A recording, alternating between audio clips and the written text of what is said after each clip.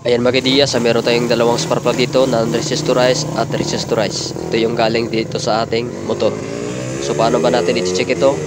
Para malalaman natin kung non-resistorize o resistorize. Ito yung isang spark plug. Ayan. First, i-check natin yung sa ating spark plug. So ito yung original galing sa ating RS. I-set natin sa 20k ohms. Yung sa mga spark plug na resistorize, dapat nagre-range or at least nasa 5k ohms. Ayan. Makikita natin dito. So, kapag ganito yung reading sa ating spark plug cap, 4.99, either ganyan yung reading niya, katulad nung dito sa atin.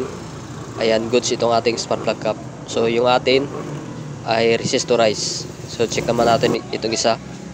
Ayan, check natin kung resistorize siya or not. Ayan, kung makikita natin dito mga Diaz, wala sang reading. Ayan.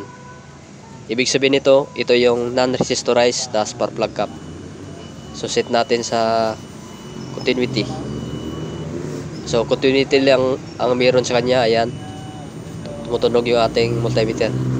So ibig sabihin nito mga Diaz, wala sang resistor sa loob.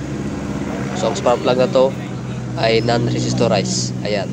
So ganito lang mag-check ng inyong spark plug cap kung non-resistorize o resistorize. Itong atin ay resistorize. Ayan.